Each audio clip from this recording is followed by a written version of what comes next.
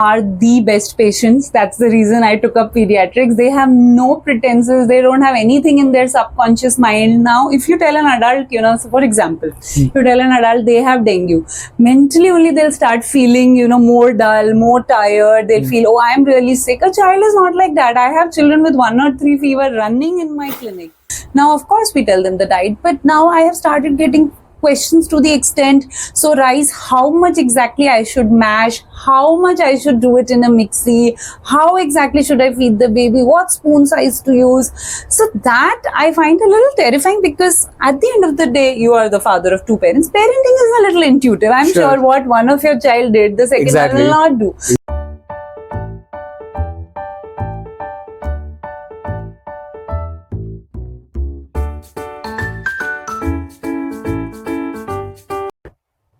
Hello everybody and welcome to Walks of Life again. Today we have a very special guest, a dear friend to me, somebody I've known for many years, Dr. Preeti Sharma. She's a pediatrician. She practices at Ankura Hospital here in Hyderabad, opposite to Oak Ridge School. She has illustrious years of experience dealing with, multiple cases.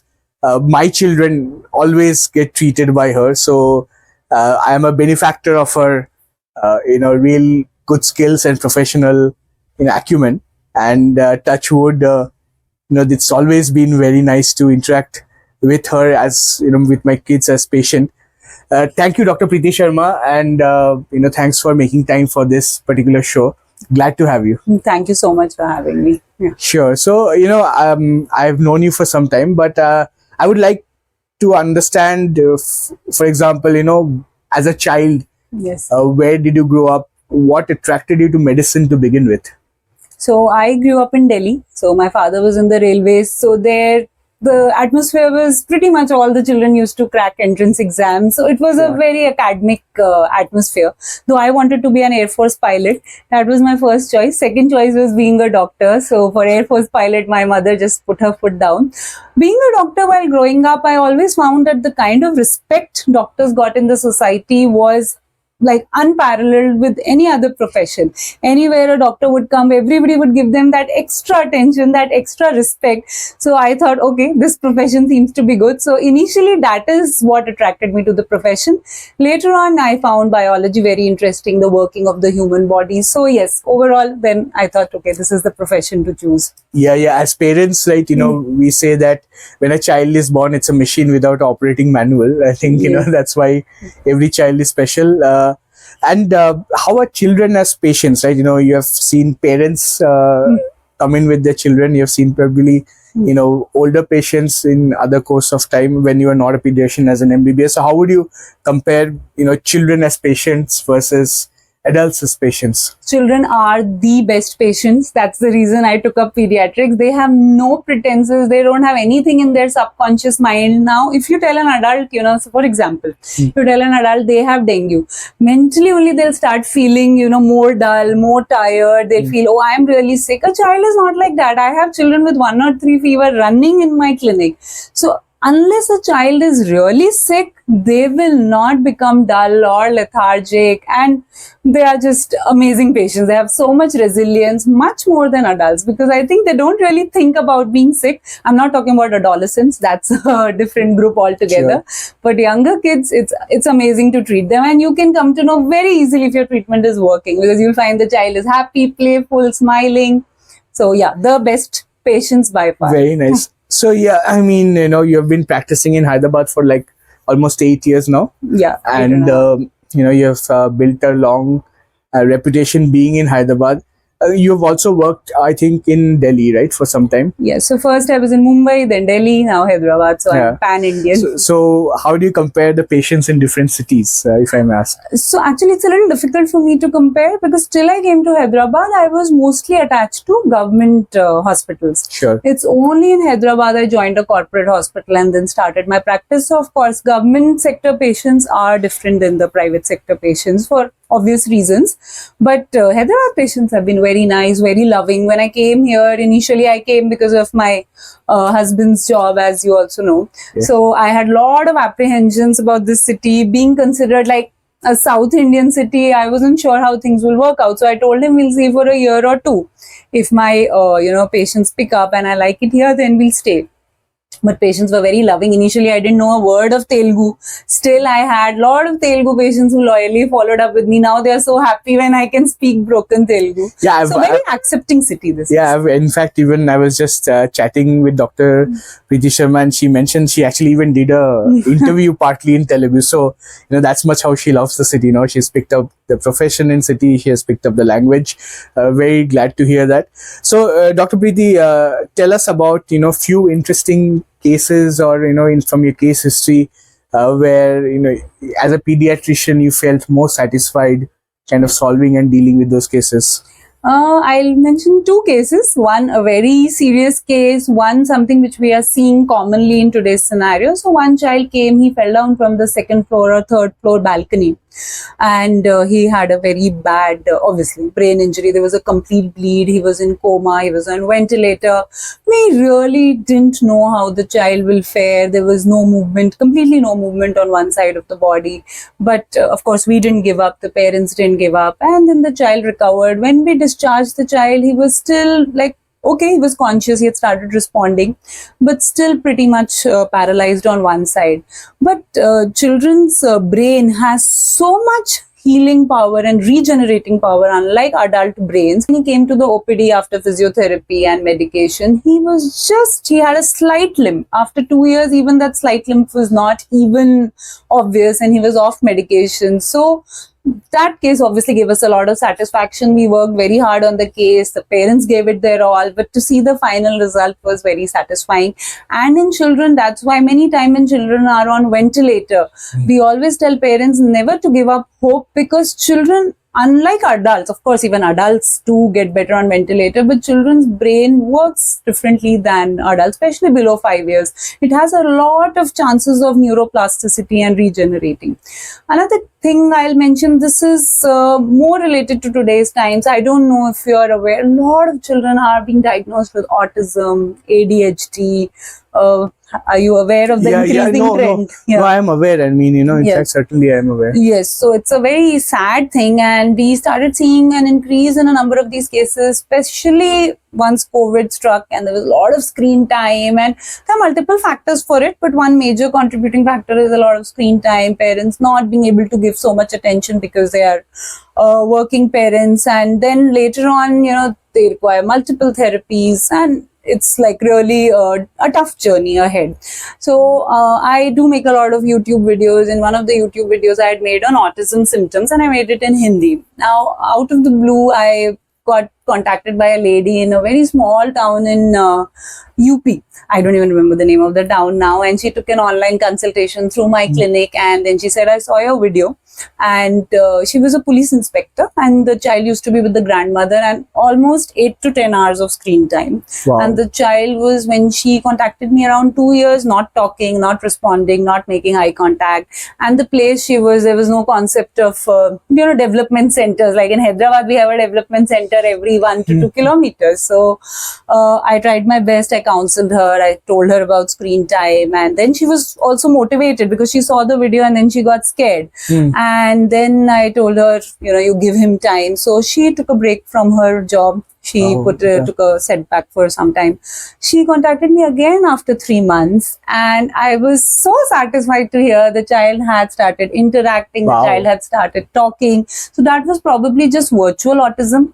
And because of that video, sometimes I used to feel, is it really worth making these educational videos? So from that instance, I always keep making videos. Even if one person can be educated by the right videos, it makes a lot of difference. So yes, so these are two. No, I mean, this is a wonderful story. Thanks for sharing. Yes. I think, firstly, just there are so many apprehensions about disclosing or even acknowledging that there is a problem with your child, right? So as a parent, I can understand that we always tend to deny initially that there is at all even a problem. It's only once it gets a little more serious that we start to accept that there is a problem and we need intervention. I can tell you similar story when we were living in Netherlands. My son, he used to spend screen time, and then the same thing, right? He was delayed at starting to talk, and we started to get worried that, why is he not picking Yes. up, why is he not talking. In fact, when we met, right, when we came back from Yeah. Netherlands, compared to his age, I think he spoke less number of words than what usually they would do. But it changes very quickly, right? The moment we came to India, and he had a lot of samples to hear from, it really accelerated. So yeah, talking about apprehensions, right? Parents, the most precious asset they have are their children, and every little thing worries them. So is there like something that you would tell the parents to, what is the threshold at which when they should typically start worrying and not be hypochondriac? See, the problem, what has happened is, worrying is okay. I feel there is no because with every passing year, I find that parenting is becoming less and less intuitive. For example, earlier, if somebody would tell us the diet, we would just tell them, for a small baby, we'll just tell them the basic diet, parents would be fine. Most of them were not even interested in listening to the diet because they were quite confident. Now, of course, we tell them the diet, but now I have started getting questions to the extent, so rice, how much exactly I should mash, how much I should do it in a mixie, how exactly should I feed the baby, what spoon size to use. So that I find a little terrifying, because at the end of the day, you are the father of two parents. Parenting is a little intuitive. I'm Sure. sure what one of your child did, the second Exactly. one will not do. Exactly. Some children like a little thin texture, some children like a bit more textured food. Sure. You will have to figure it out yourself. And similarly, parents panic very easily, especially for fevers. I would say this is the fever season as well, going on the monsoons. Just give paracetamol, do sponging, avoid using too much of mefenamic acid and ibuprofen, and 1 or 2 days you can manage the child at home. Initially, if you come to us within 5 hours of fever, 6 hours of fever, the symptoms are not very obvious to us also. We'll tell you to come back after 2 days. Certainly. So don't panic. And yeah, try to follow your pediatrician, try to be in touch with your pediatrician. Unfortunately, there is this whole thing of Instagram, mom influencers, and it is becoming just crazy. I mean, I have children who will eat nicely, but they'll see these mom influencer making all these fancy Sure, foods yeah. and all, and then they feel, oh, am I not doing enough as a mother? Why am I not giving such fancy foods? That's what I tell all the mothers, especially mothers take more guilt. Right. No offense. So I tell them that, she has to get more views, she has to get more followers. Why are you getting into this trap? So stick to simple basic things. You simple, apna dal, chawal, Great, simple great. foods, even for fever, just do sponging. So that has become a bigger problem. This Instagram and this social media and all these influencers, mom influencers, Yeah. it has made things Very crazy. very crazy. Mothers are taking much more pressure, which is just not worth it. True. I mean, there are two great segues I got from this answer. So first is, like in markets, right? There is no one fixed formula that works Yes. all the time. But the second thing is also true for markets, that simple things tend to work much better than complicated things. So on that segue, Dr. Preeti, you are a independent earning woman. How do you think of money and wealth? I think it's very important. Especially I feel for women, it's very, very important to have your finances independent from your husband, and to be able to support yourself and your child. It's worst case scenario, you should have that. Sure. And then how do you, what is, when you think about stock markets, mutual funds, what comes to your mind first? So I have been a very risk averse person Yes. regarding money, as you know. So now I have improved a bit. So yes, I am investing a bit in mutual funds and stocks, but Sure. not much. I know that's not correct. Yeah. Everybody keeps teaching me that FDs are wealth destructive and all sorts of answers I've got. But yeah. Just to clarify, like Dr. Preeti's husband is a trained PhD, and he's in charge of asset allocation in a certain wealth management firm. So I can imagine that how FDs are considered to be wealth destructive given the inflation regime. So I'm sure you get that feedback. But what is wealth to you? What does wealth mean to you? Wealth means security to me. Security, and I think that is a common thread that I hear about from people, women who are earning, that for them wealth is not a growth asset, wealth is a security asset, right? So it's something which they can rely upon, something which they can fall back upon, which is different from men who think of the wealth as a seed to grow further wealth, which is, kind of different mindset. I would like to. But I think we should change that. I keep thinking, and more than women, even doctors are considered very bad at wealth investment. You'll be surprised now. Doctors have come up with a separate group wealth con. We have conferences where doctors are teaching doctors to do better. So doctors typically, as a group, are also not that great at managing their wealth or increasing it. Sure. But the fact is that there is considerable amount of academic research that women do better in wealth management. Oh, very nice. No, there is, my co-founder, Dr.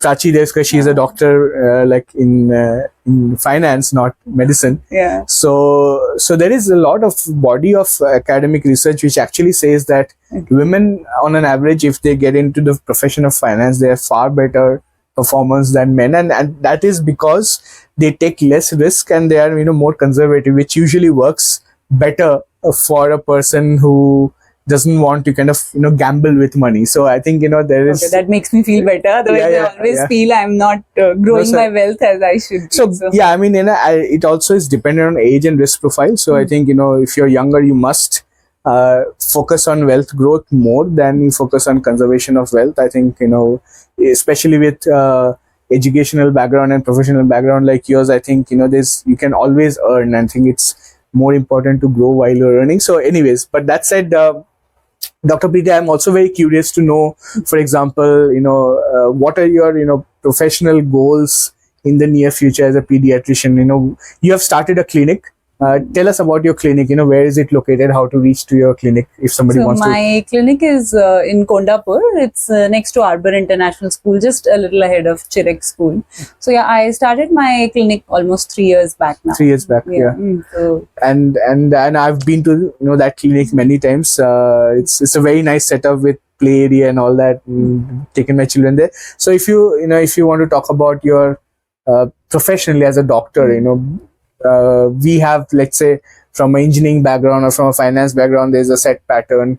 How does career growth for a doctor usually work? What happens there? So there are multiple things happening these days. See, one is you get attached to a government medical college, and unfortunately in the States, I'll be very honest, the payment is not very good for faculty. In central government, the medical colleges which come under the central government, and in Delhi, the pay scales are good.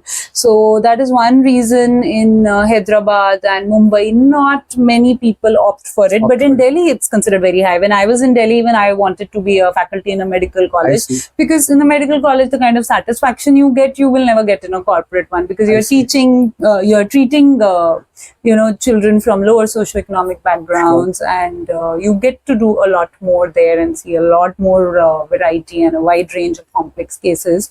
Having said that, now there are corporate hospitals. You can have your own private clinic. These days, even in clinic, there are different setups coming up. I know of doctors who, along with the clinic, have sort of a daycare. So they'll have 2-3 beds, so they can just treat the child from morning to evening, and then they shut their clinic. Then there are small hospital setups and small nursing homes, small hospitals. So lot of things can be done. And one good change I'm finding in doctors from the past generation to our generation is doctors are also trying to take out time for themselves. Like all the my seniors and all, they were totally into work, and they would be working 12 hours a day, 7 days a week. Now I find a lot of doctors try to find time for their hobbies, their families, so they sort of cut down on timings. A lot of options are there. Sure. So that, I think that makes a case for AIIMS in Hyderabad. If there's a central government, there is AIIMS Bibi Nagar in Hyderabad. There is already. Yeah, there is one, but still the medical colleges and all are under the state government. The pay scale is still depressed. Low, yeah. So I think but at the same time, I think Hyderabad itself is not a very expensive city. So that perhaps makes the case for some people to also visit private clinics. So Dr. Preeti, you have worked for so long. Can you remember some rare cases which you would normally not find, and how did you identify those rare cases when they were presented to you as a patient? So in government hospital, definitely Yeah. we saw many more rare cases. Now also there's a child who comes to my clinic, some rare genetic disorder, never been seen before. We are also learning, we are also seeing how it will progress. The child is under treatment with me, pediatric neurologist and a geneticist, and child was very sick, had multiple seizures episode when she was 3-4 months old, and since even we had not known of that like it's a certain genetic abnormality not reported before, but now she seems to be improving. So for us, we say every case is a Unique case. is a teacher for us. Every case Sure. teaches us something. So that means we keep seeing, sometimes cases are just different presentations of a regular disease. Like recently only a child was admitted with me with adenovirus. I think you must have heard about adenovirus. Last year there were a lot of children who were affected with adenovirus. So typical symptoms are more of respiratory. Respiratory. And this child came with blood in urine. Wow. So then we were also a bit confused. What is it? Later, when we investigated, it turned out to be adenovirus. So a typical presentation of a common infection. So yes, as we say, every case is a teacher, and that's a very common saying in our medical profession, that the biggest teacher for a doctor is the patient. Same for us, in markets, every day is a teacher to us. There's something which does not let us become arrogant at all, because, the moment you're arrogant in market, they humble you. But, thanks a lot for sharing such valuable experiences and your story with us. And I wish you all what's the name of your clinic? Shankar Clinic. Shankar Clinic in Kondapur. I've wish you all the best, and Thank you so much. new business models emerging where you have daycare and clinic put together. That's very interesting. I didn't know that was happening. So very interesting conversation. Dr. Preeti, thanks a lot for making your time for this, and hope to discuss more as your life progresses and my life progresses. Thank you so much for Thank you. having me.